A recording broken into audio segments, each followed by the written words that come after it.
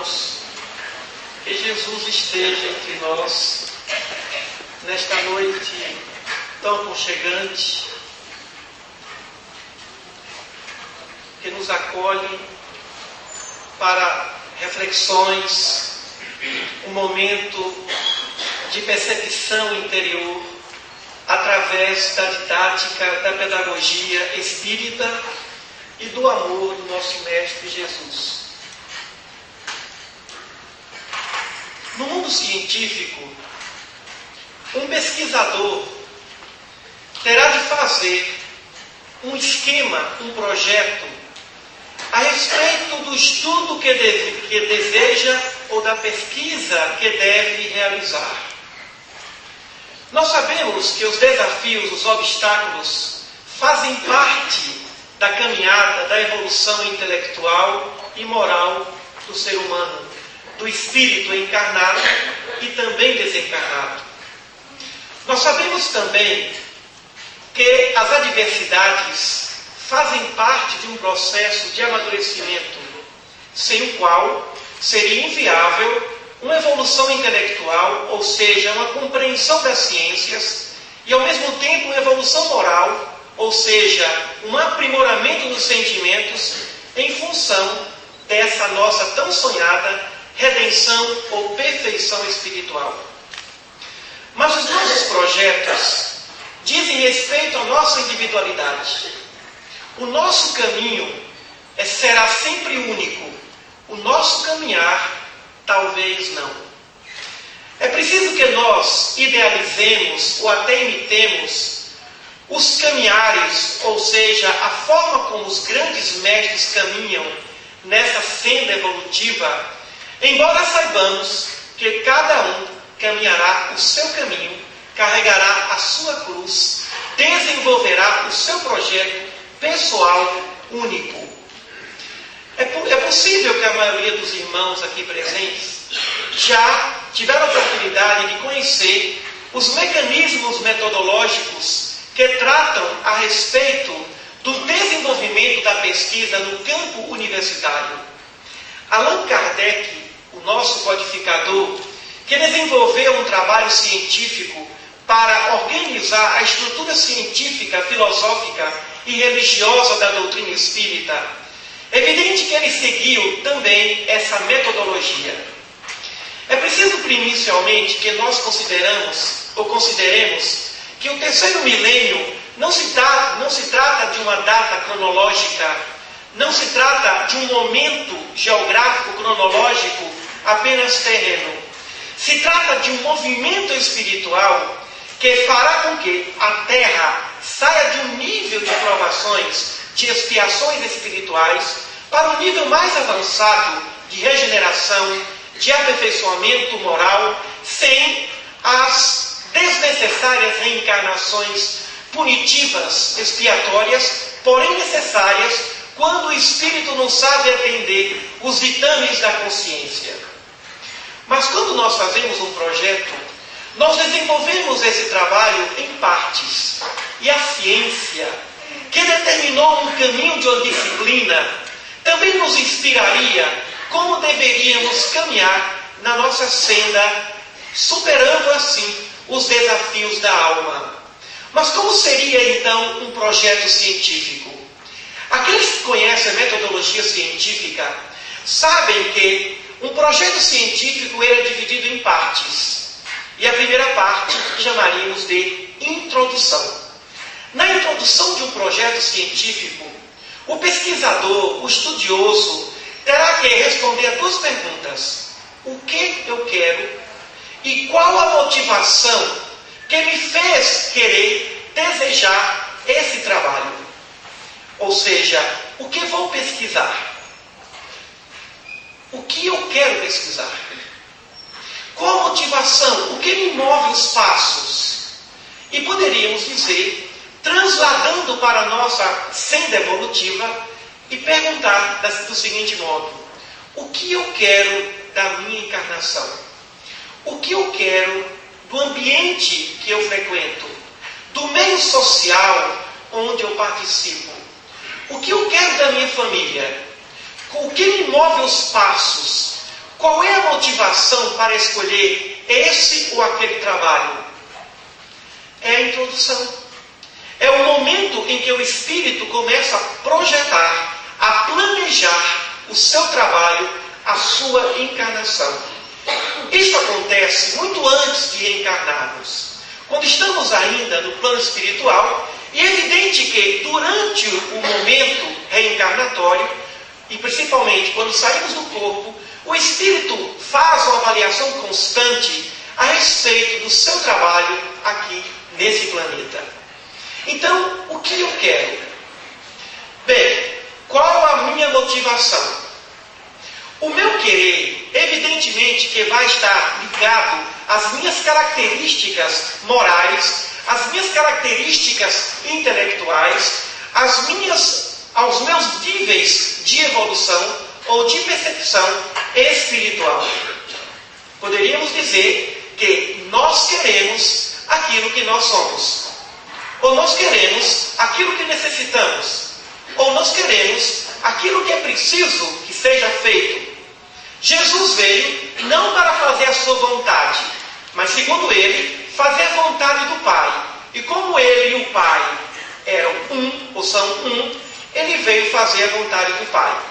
E a vontade do Pai é fazer a programação espiritual, atender a programação espiritual que lhe é conveniente, de acordo com a sua condição, a sua estrutura espiritual. Depois dessa fase do projeto, o pesquisador terá que responder uma outra pergunta. Depois da introdução, vem o problema. E no problema a pergunta é: por que eu quero? Nós estamos aqui encarnados porque nós temos um problema. Nós temos pontos vulneráveis, vinculados ao medo, vinculados à ignorância, vinculados ao natural atraso moral, que nos faz ainda pertencer à parábola, ou melhor, à função matemática de uma evolução encarnatória.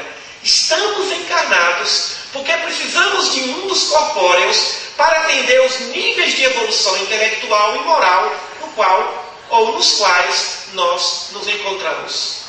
Por que estou aqui? Por que eu desejo fazer esse trabalho? Por que eu pretendo fazer essa pesquisa? No projeto de pesquisa, o estudioso, o cientista, terá que responder essa pergunta. Porque todo trabalho surge para solucionar um problema. Todo estudo visa responder uma resposta. E vem então os métodos do conhecimento. O conhecimento empírico, o conhecimento filosófico, o conhecimento científico e o conhecimento revelado ou conhecimento teológico. Através da leitura, é possível se perceber bem a problemática que nos cerca, no mundo íntimo e no mundo exterior, no mundo social. Nós estamos aqui porque nós temos um problema. Mas também nós estamos aqui porque nós trazemos uma solução ou soluções para este ou aquele problema. A questão é preciso identificar o problema. É preciso reconhecer o problema. E o que é o problema? O problema é uma conquista que ainda não foi efetivada. Uma conquista que foi adiada pelos tempos remotos. E poderíamos dizer que o grande problema da humanidade é o medo vinculado à sua inabilidade no trato com as pessoas. Muitos de nós adquirimos conhecimentos. Fazemos a graduação, a pós-graduação, atingimos determinado tipo de conhecimento reconhecido pelo ambiente universitário. Mas nós deveríamos ainda acrescentar que deveríamos ser especialistas em gente, em saber lidar com o ser humano. Muitos de nós adquirimos uma habilidade na vida profissional, mas não sabemos como lidar com o colega. Queremos uma família, mas não sabemos como lidar com os familiares. Desejamos o reconhecimento social, mas ainda não sabemos como conviver, como reconhecer as diferenças e a importância das diferenças dentro da nossa vida social. Então, qual é o nosso problema? É preciso identificá-lo. Muitos poderão, no projeto, identificar a hipótese, o que pode gerar esse problema. Qual seria a causa, ou quais seriam as causas que fazem com que esse problema possa existir.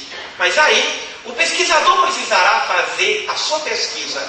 Se a pesquisa dele for em nível de monografia, é evidente que ele vai fazer uma identificação, mas ele não vai apontar uma solução. Para aqueles que já estudaram, sabemos muito bem as diferenças entre uma monografia, uma dissertação e uma tese. Vejamos bem. Fazer uma monografia.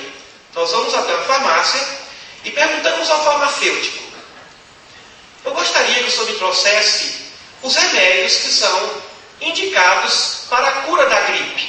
Então imaginemos que o farmacêutico vai nos trazer ali 10 medicamentos. E nós vamos analisar, estudar os 10 medicamentos e vamos fazer um trabalho monográfico sobre medicamentos destinados àquele tipo de enfermidade. E vamos explicar os medicamentos. O trabalho monográfico está pronto. O indivíduo é um especialista na área. Não é tese e não é dissertação. Agora imaginemos uma dissertação, onde o indivíduo vai adquirir o grau de mestre universitário. Aquele futuro mestre também entrará na farmácia, perguntará ao farmacêutico sobre os 10 medicamentos para aquela enfermidade. E ele oferece os 10 medicamentos. E nós vamos estudar os 10 medicamentos. Dentre os 10, nós vamos descobrir que 3 são ótimos, 4 são bons e os outros 3 são mais ou menos, devido aos efeitos colaterais. Então nós vamos fazer uma dissertação de mestrado dizendo quais são, para nós, os medicamentos ideais para o jovem, para a criança, para o adulto. Ou seja, nós vamos indicar o melhor caminho. Essa é a função do mestre. Indicar o melhor caminho para se fazer uma boa escolha. E quando nós identificamos o problema, nós também temos que descobrir qual será o melhor caminho para solucionar aquele problema. A questão é que muitos de nós achamos que da forma como eu resolvi o meu problema, será ideal para que todos resolvam seus problemas. Aliás, isso é muito diferente. Ninguém consegue resolver o seu problema, ou melhor, a sua questão, o seu desafio, da mesma maneira que o outro solucionou. Cada um resolverá o seu problema, superará aquele conflito da maneira que ele é própria. Evidente que vai escolher o seu melhor caminho. Se não escolher o caminho da humildade, o caminho do perdão, o caminho do amor, da esperança, da fé, da oração e do trabalho, poderá escolher um outro caminho, da dor, do sofrimento desnecessário, da ingratidão, da ociosidade, a dor em todas as suas faces, a dor moral ou a dor física, são também caminhos necessários para determinados tipos de enfermos portadores de determinado tipo de enfermidade. Então, o mestre é aquele que aponta o caminho. Mas no meio universitário, o doutor tem outra característica. Ele vai à farmácia, descobre os 10 medicamentos, analisa os 10 medicamentos, percebe os 3 ótimos, os 4 bons e os outros 3 mais ou menos. E ele diz: são ótimos medicamentos, mas eu tenho um, que esse é o ideal. Por isso que ele não vai apresentar a sua tese, ele vai defender a sua tese. Se apresenta monografia, se apresenta dissertação, mas não se apresenta tese. Se defende tese. Porque esse pesquisador está a dizer: eu tenho aqui um medicamento que eu suponho ser o melhor dentre esses 10. Essa foi a proposta de Jesus. Jesus disse: no mundo tereis grandes tribulações, mas tende bom ânimo, eu venci o mundo. O que ele quis dizer com isso? Ele quis dizer que o mundo é um sistema. E como tal, esse sistema não se trata de governo ou de Estado. Esse sistema se trata da mentalidade predominante na população que compõe o Estado. Então, o sistema é a predominância psíquica, moral, emocional, afetiva da população em determinado estado, em determinada região. Esse é o sistema. E Jesus determinou ou definiu bem o que é o sistema da terra. Quando ele falou em raça adúltera, quando ele falou em antes que esse mundo vos aborrecesse, ele me aborreceu a mim.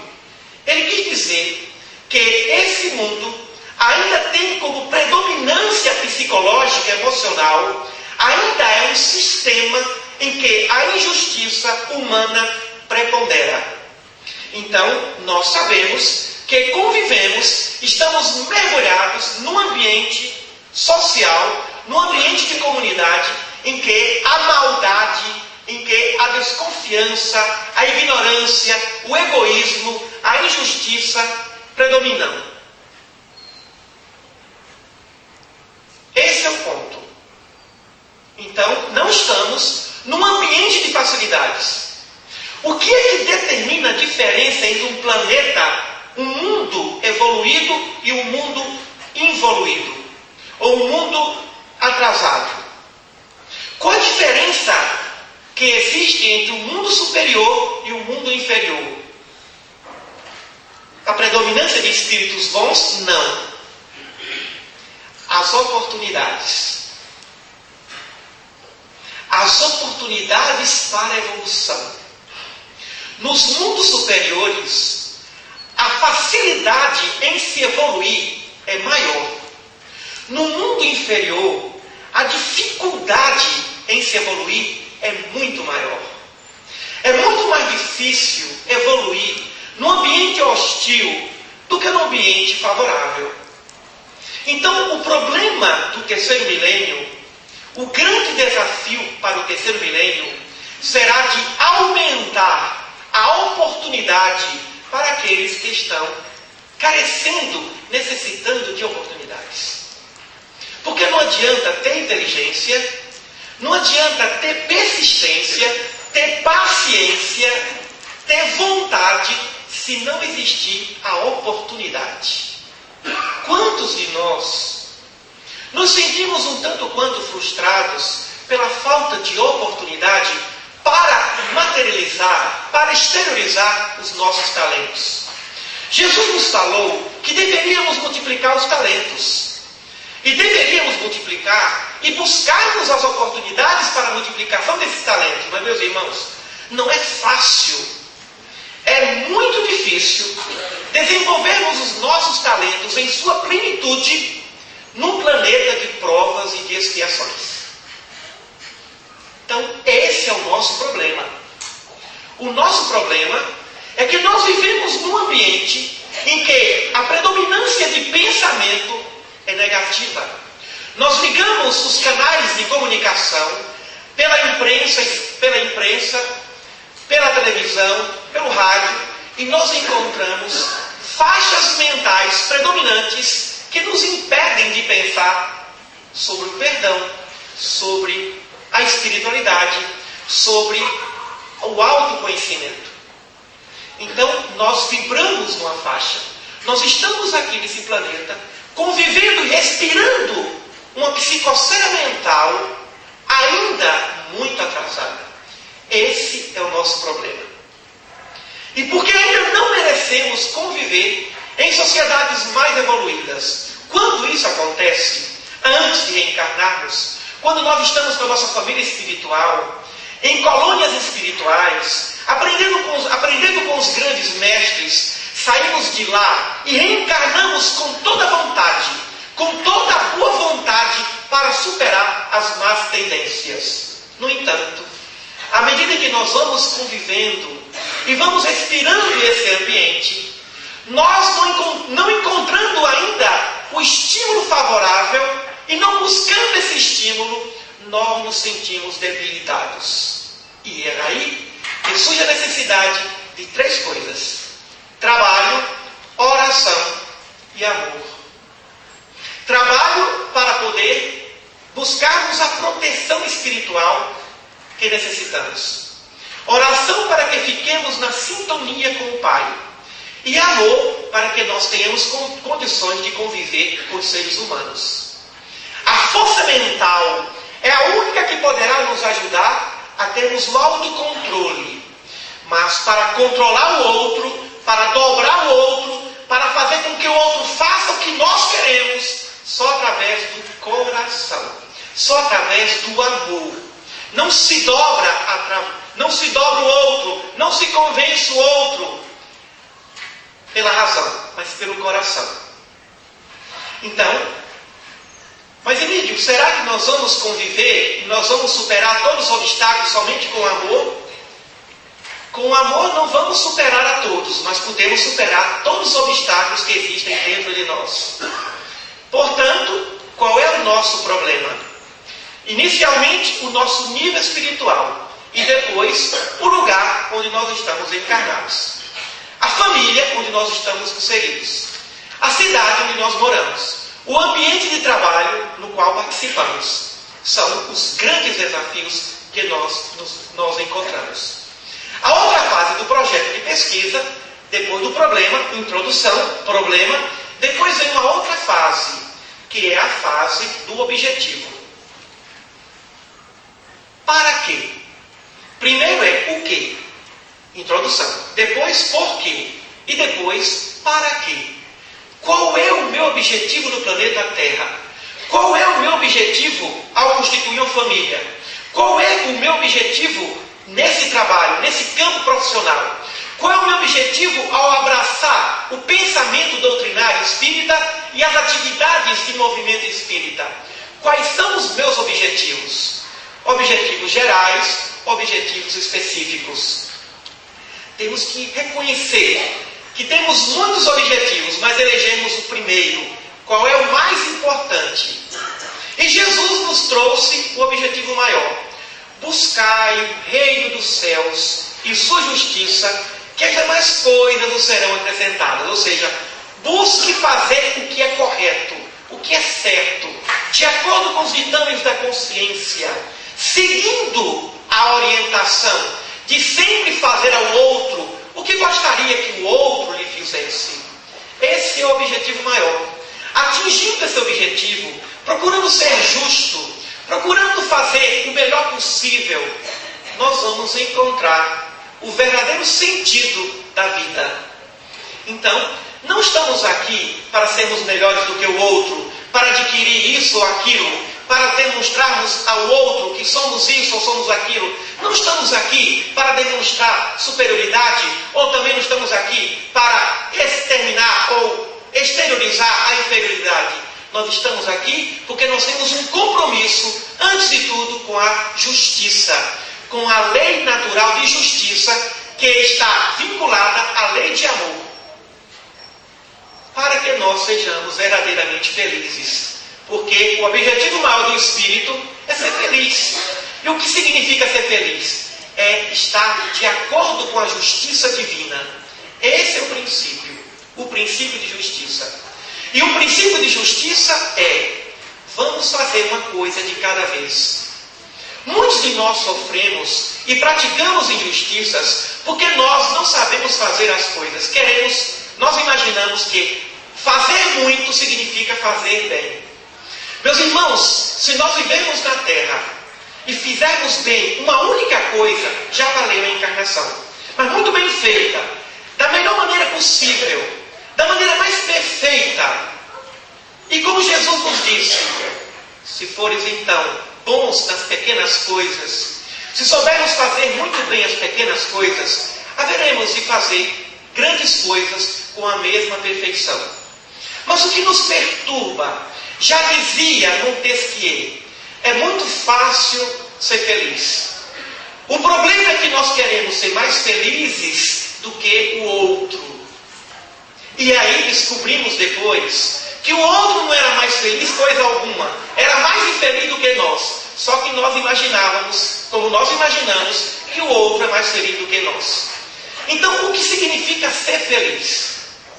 Significa valorizar o que tem, o que pode. Nós valorizamos o que não temos e nós valorizamos o que não podemos. Nós construímos e não cuidamos do que construímos. Queremos um lar, Lutamos para encontrar o homem amado, a mulher amada. E ele chega, e ela também chega. Não são perfeitos, mas estão ali, dispostos a dividirem suas vidas, suas rotinas conosco. E nós não cuidamos. Desprezamos. Depois de algum tempo ignoramos. Porque não fomos treinados para cuidar. Não somos treinados para amar, para conquistar. Mas é preciso desenvolvermos a técnica do cuidar. Cuidar é mais que amar. Cuidar é amar permanentemente. Cuidar é perdoar infinitas vezes. Cuidar é persistir na esperança. Cuidar é nunca desistir de um bom propósito. Isso é cuidar. Amar inimigo, que não é fácil, é mais fácil do que cuidar do inimigo. Cuidar do inimigo significa pensar bem dele, construir um pensamento para que ele seja feliz, desenvolver dentro de si a capacidade de entender que, antes de mais nada, ele é seu irmão, ele é meu irmão, e por isso eu devo a ele o respeito por pertencermos a uma única origem, a do nosso Pai Celeste. Essa consciência que a religião, o religar nos traz. Precisamos desenvolver essa capacidade de focarmos, fazermos uma coisa de cada vez. Madre Teresa de Calcutá, Irmã Dulce, Chico Xavier, Isaac Newton, Galileu, Copérnico, Thomas Edison, em todas as áreas da ciência, da filosofia, da educação, todos eles, Allan Kardec, tiveram um único propósito: a disciplina de fazer uma coisa de cada vez. Porque é muito fácil sermos felizes na Terra. Só depende de saber o que quer, focar, persistir e terminar o que começou. A nossa frustração está em começa, mas não termina. Porque começou mal, deu um andamento mal e não vai concluir com êxito. Porque não soube cuidar daquilo que realmente necessitava, daquilo que realmente nós precisamos. Nós não temos tudo. Muita gente fala assim: temos o governo que merecemos, temos o familiar que merecemos. Não. Temos a vida que merecemos. Não é verdade. Vivemos no planeta que merecemos. Não é verdade. Nós merecemos pessoas melhores, planetas melhores, mundos melhores, coisa melhor. A questão é, nós temos o que nós queremos. Nós não temos o que merecemos, nem o que necessitamos. Nós temos o que nós queremos. É a nossa escolha. Nós escolhemos, inclusive, os inimigos. Nós escolhemos os nossos amigos. Nós escolhemos as oportunidades. E quando elas não chegam, nós buscamos em outros lugares. Lançamos a rede em outra plaga, como já disse aqui em uma outra palestra. Lançando a rede e indo mais além. Por isto, temos que adquirir a disciplina de fazer uma coisa de cada vez. Para termos a resistência e sentirmos a alegria de fazermos uma coisa bem feita, de fazermos uma coisa com perfeição. Meus amigos, a alegria que nós sentimos, todas as vezes que nós realizamos um trabalho, sendo integralmente naquele trabalho, sendo plenos naquele trabalho, e não divididos. Não podemos mais caminhar divididos entre a filantropia e o egoísmo do lucro exacerbado, entre o amor de uma família e o adultério do outro lado. Não podemos mais misturar o joio do trigo, sendo generoso de um lado e desonesto do outro. Não podemos servir a dois senhores. Não há condições e não há tempo mais de novos erros, de novos enganos. Essa geração que acompanha a mutação terrena desse terceiro milênio é uma geração madura. São espíritos mais evoluídos, no sentido de espíritos mais amadurecidos, que não podem mais perder, ou não podemos mais perder, essa oportunidade. A oportunidade de uma encarnação. É uma oportunidade bendita para que nós façamos o melhor para o outro e para nós mesmos. Por isso, temos que pensar, qual é o meu objetivo? Superar desafios para quê? Para mostrar que é bom? Para mostrar que é competente a quem? A quem? Ah, mas eu quero zelar do meu nome. Seu nome. No momento da desencarnação, o seu nome permanecerá. Mas você, espírito, não tem nome. Vai reencarnar com outro nome. Nem o seu nome o acompanhará. O seu nome anterior. Quantos nomes já tivemos em encarnações passadas? Nomes anônimos, nomes conhecidos, mais ou menos conhecidos. Quantos familiares, quantos pais, quantas mães, quantos filhos, quantos amigos e quantos inimigos. Meus irmãos espíritas, nós somos espíritas porque nós estamos cansados dos mesmos enganos e desilusões. Nós somos espíritas porque nós não suportamos mais a mesma dor, a mesma depressão. Nós desistimos do mal.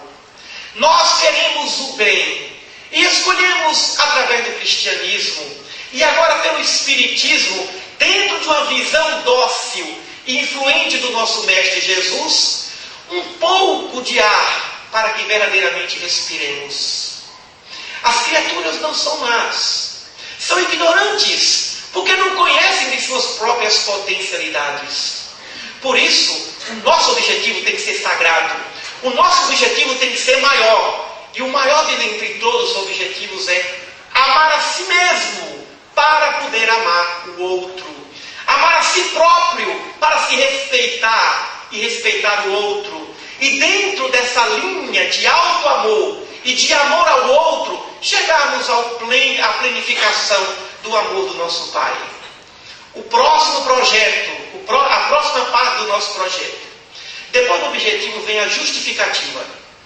Recapitulando, o que eu quero, por que o problema, para que o objetivo, e depois vem qual é a utilidade, a necessidade, é a justificativa. Qual é a necessidade do que eu quero?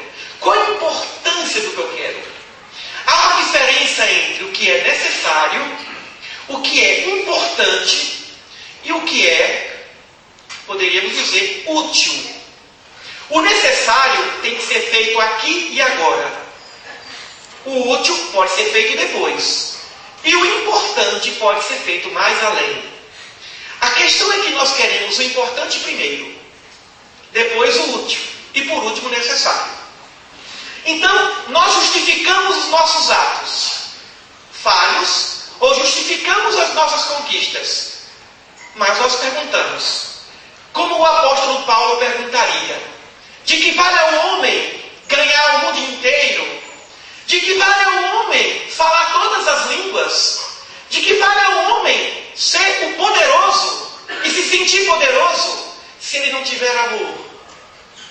E se ele perder a sua alma, como disse Jesus? De que vale o homem ganhar o mundo inteiro se ele perder a sua alma? O que significa perder a alma? Significa perder o foco da sua própria existência. Significa fazer algo sem justificativa. Significa eleger o importante acima do necessário. Eleger o útil acima do necessário. Primeiro o necessário, depois o útil e depois o importante. O que é necessário? Me amar, me conhecer, saber dos meus pontos fortes e dos meus pontos fracos. O que é útil? Amar o próximo, conhecer seus pontos fortes, os seus pontos frágeis, ter misericórdia. E o que é importante? Amar a Deus sobre todas as coisas e ao próximo como a si mesmo. Isso é importante. Nós queremos o importante quando nós não aprendemos a fazer o necessário. Queremos ler uma enciclopédia e não sabemos ler daquele idioma. De que adianta lermos uma enciclopédia sem conhecimento, sem maturidade para entender? De que adianta ler, conhecer, sem aplicar o conhecimento na sua vida diária. Por isso que os Espíritos falam e elogiam e estimulam sempre aquele que se esforça. O verdadeiro Espírito é aquele que se esforça para combater suas inclinações más. Falavam os Espíritos a Allan Kardec. Então, o que é importante? Nós chegarmos a um nível maior de evolução. Encontrarmos o nosso Pai como o filho pródigo, aquele que volta ao paraíso perdido. Mas o que é necessário? Encontrarmos a nós mesmos. Conhecermos, como dizia Sócrates, nossas potencialidades. Não adianta sonhar com os Andes se não souber caminhar pelos vales, se não souber se livrar dos pantanais, se não souber transformar a água para que ela possa gerar energia elétrica. O necessário é fazer uma coisa de cada vez.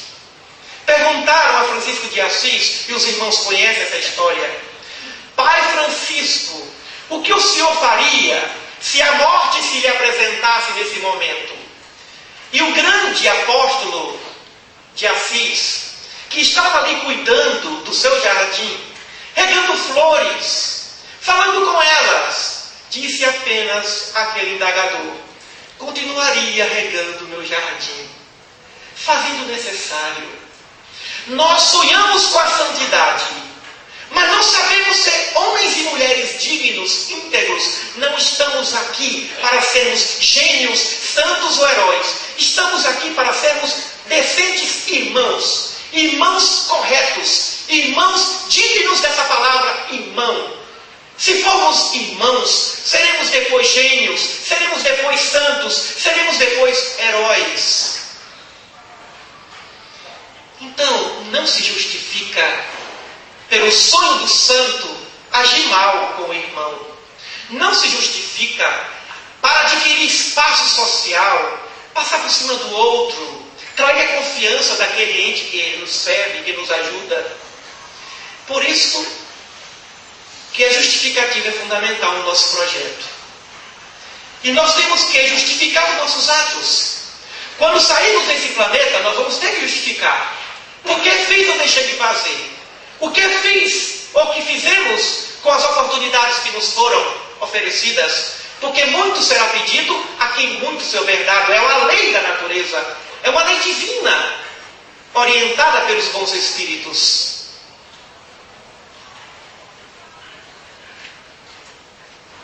Os nossos atos devem falar alto, mais do que as palavras. Nós temos um hábito milenar de verbalizar e não agir, de projetar, planejar e não agir. A outra fase do projeto: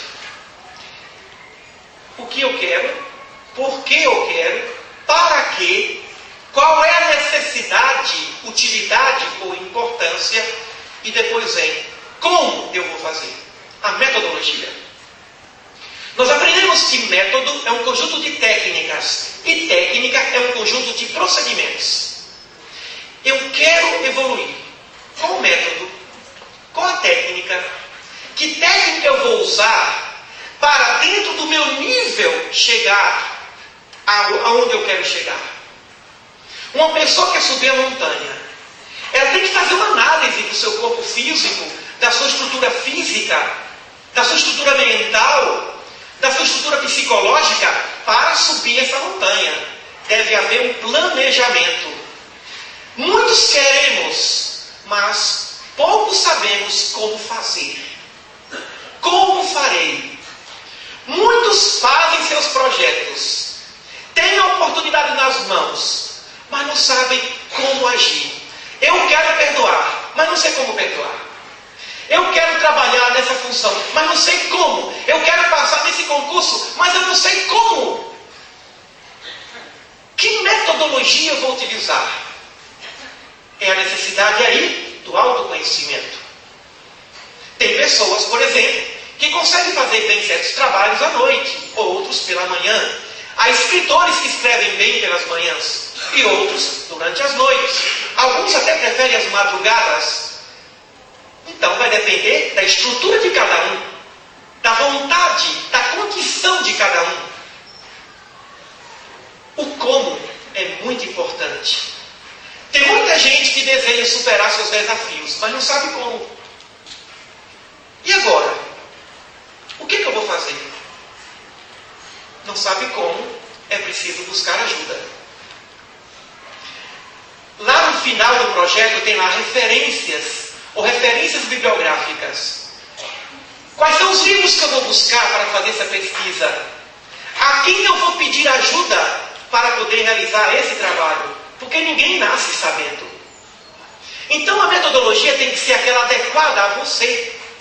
Como posso perdoar o meu pai? Como posso perdoar minha mãe, meus filhos? Como posso perdoar o inimigo? Não existem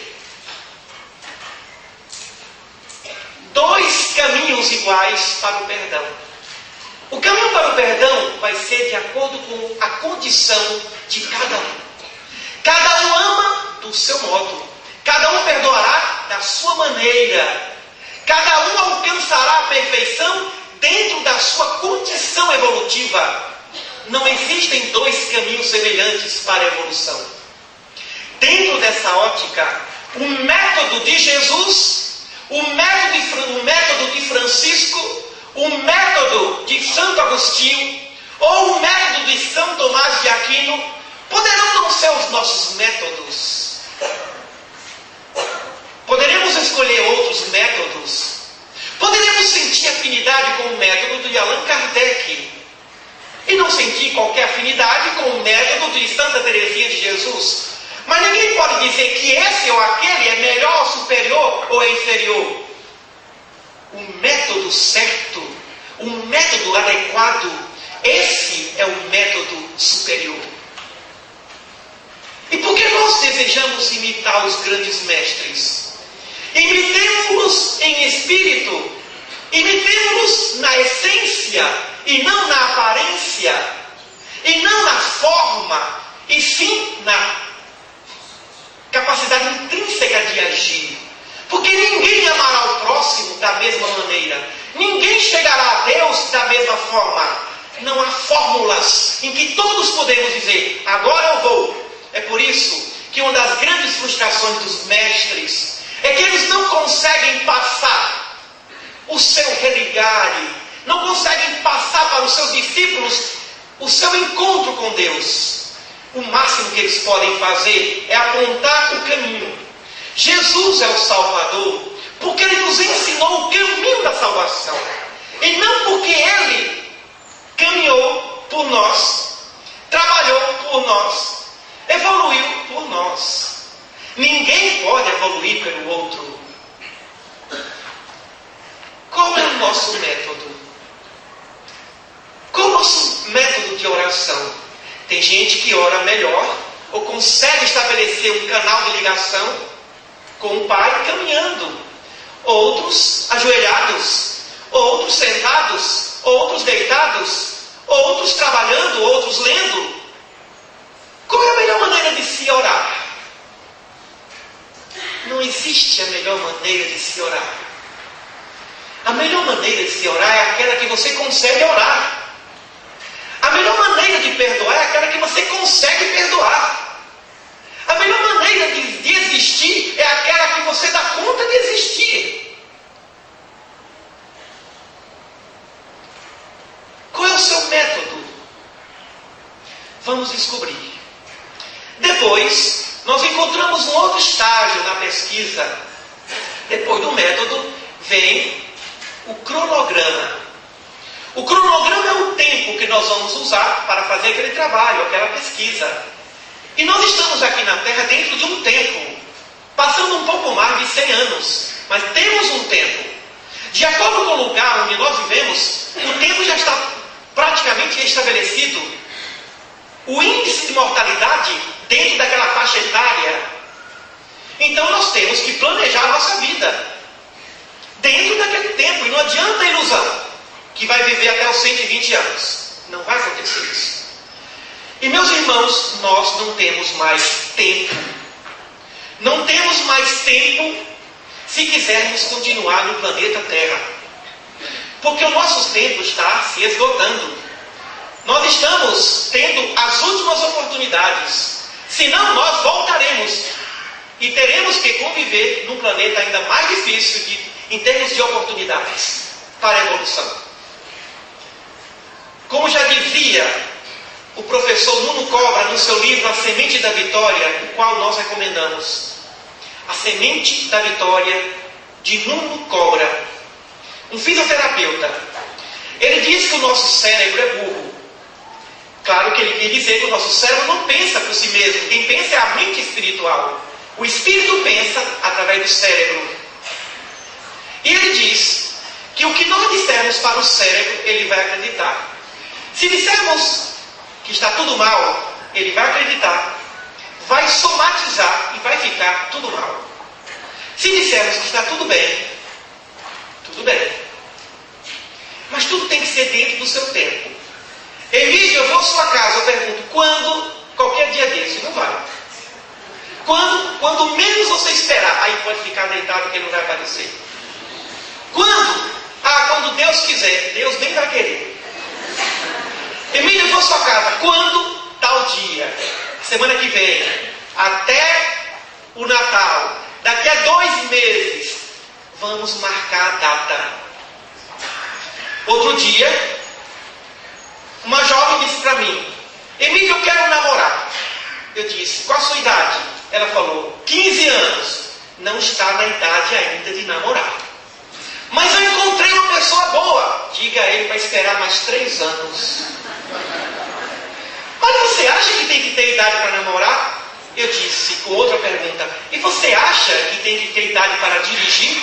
Eu conheço um menino com 12 anos que dirige muito bem. Eu tenho quase 50 e não sei dirigir. Mas ele só vai poder dirigir aos 18.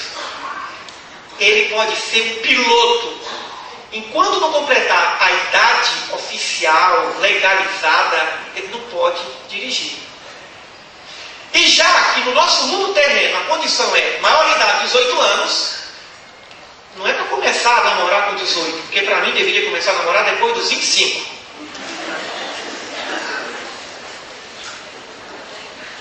E olha, está muito jovem. Na Alemanha, a gente vê aqueles rapazes, quase 2 metros, 32 anos, nunca beijaram. Até encontrar uma brasileira que tira o rapaz do mau caminho. Do caminho da solidão, leva para o bom caminho da família. Nós, latinos, dos países latinos, a criança nem bem completou 15 anos, já vai para o alistamento afetivo da irresponsabilidade sexual. Porque tem idade. Eu tenho alunas com 22 anos que falam, professor, eu vou ser titia, porque não tenho meu namorado. Eu falei, você tem quantos anos? 22 anos. Eu falei, que horror! Você já está usando fralda, você já quer namorar. Mas minha tia casou com 13. Minha mãe com 16. E minha avó, bem jovem. O mundo de hoje nos oferece muitas oportunidades. E nos dá uma liberdade como antes não existia. Antes o jovem não podia esperar, ou melhor, não podia nem escolher o seu namorado, o seu marido, a sua esposa. Já existiam acordos, negócios. Compadre, o meu filho vai casar com a sua filha, com a minha filhada. Nós vivemos um mundo de hoje em que o jovem, ele tem uma condição de liberdade muito maior do que o jovem do passado. De 50 anos atrás, por exemplo. Então, tem-se muitas as oportunidades, e aí a exigência passa a ser maior. E esse jovem passa a sentir uma responsabilidade maior, porque ele sabe que pode quase tudo, porque a internet está aí. A internet, a facilidade de se estudar hoje, muito maior do que de antes. As oportunidades de trabalho se expandem, o espaço social muito maior. Mas e quando maior, quando aumenta a liberdade, também deve aumentar a responsabilidade. É certo que quando nós encontramos um ente querido, um ente afim, desejamos estar com esse ente afim. Mas é preciso desenvolvermos a capacidade de pensar, acima de sentir, para que o sentimento seja muito bem canalizado. E casar, depois que você tiver uma condição psicológica, social, profissional, econômica até, para que você possa assumir as responsabilidades provenientes de uma família, proveniente do casamento. É evidente que não existe idade, mas deve existir momento. O momento certo é o momento da responsabilidade. A Universidade Católica de Goiás, ela oferece bolsas de estudos para os filhos de professores. Não pagam. Mas se eles se casarem durante o curso, perdem a bolsa. Então o povo fica esperando formar. Temos até que se casam, entre aspas, nada formalizado, porque senão vai perder a bolsa. O que é que essa instituição milenar quer nos ensinar? O que ela quer dizer com isso? A estrutura da Igreja Católica tem 2000 anos. Ela está dizendo que o casamento deve ocorrer quando existir a condição de responsabilidade, no mínimo material. E, evidentemente, espiritual, moral. Por isto, precisamos, nessa fase do projeto, determinarmos o nosso tempo. Eu quero fazer esse trabalho. Por quanto tempo? Desejo ler a codificação kardeciana nos próximos meses, nos próximos anos. Porque se nós estabelecermos o nosso querer e não determinarmos o nosso tempo, nós provavelmente não vamos concluir a nossa tarefa. Porque ainda precisamos da pressão do tempo, porque nos falta a disciplina de persistir e de focar cada vez mais. O cronograma é uma forma de pressionar. Então vamos fazer um cronograma, inclusive viável. Ele pode ser flexível, mas ele deve existir. Eu pretendo perdoar. Alguém pode dizer isso. E logo vem a pergunta: quando você quer perdoar fulano? Ninguém pergunta: eu quero a virtude da humildade. Volte com a pergunta: para quando? Para a próxima encarnação? Você quer adquirir essa virtude por quanto tempo? Durante quanto tempo? 1 mês, 2 meses? Eu quero ser paciente. Muito bem. Para quando? Eu quero ser paciente por 1 ano. Eu quero ser paciente por 1 dia. Eu quero ser paciente por 1 momento, por 1 minuto, por 1 instante, por 1 hora. Eu quero ser virtuoso por 1 mês. Se eu conseguir por 1 hora, eu vou conseguir mais 2, mais 1 dia, 2 dias. Nós queremos perdoar indefinidamente, queremos perdoar sem tempo, queremos perdoar sem preparo, queremos evoluir, conquistar virtudes sem preparo, sem determinar o tempo.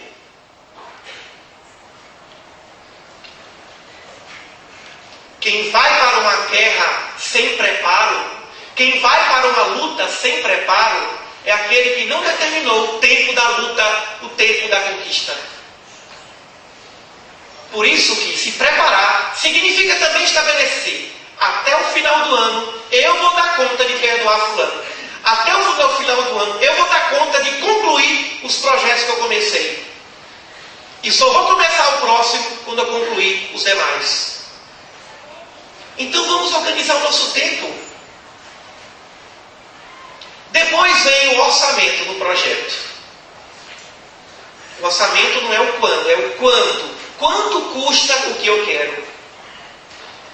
Eu quero me casar. Sabe o preço disso? Antes de se casar, se case com casamento. Antes de querer ter um filho, se case com a maternidade. Se case com a paternidade. Uma vez, numa sala de aula, uma aluna muito alegre chegou para mim e falou: professor, eu estou tendo um caso com um homem casado, o que é que o senhor acha? Eu falei: está disposta a pagar o preço? Ela parou. Eu continuei a aula e ela ficou refletindo. Depois ela saiu da sala de aula, pegou o celular e ligou para o namorado, o amante, e falou: ó, e disse para que todos nós na sala de aula ouvíssemos: tá acabado, viu? Pois é, vamos acabar com essa pouca vergonha. Alguém deve ter perguntado: mas por quê? Eu assisti uma aula aqui agora e eu estou convencido que não vai adiantar. Aula de quê? Do professor Emílio. Emílio brasileiro, né? Aí ela me disse, quando disse meu nome, ele falou assim: agora acredito que vai acabar mesmo. Tempos depois encontrei com ela num posto de gasolina com o esposo, um outro homem. E ele veio, me abraçou e falou: ô professor, muito obrigado, graças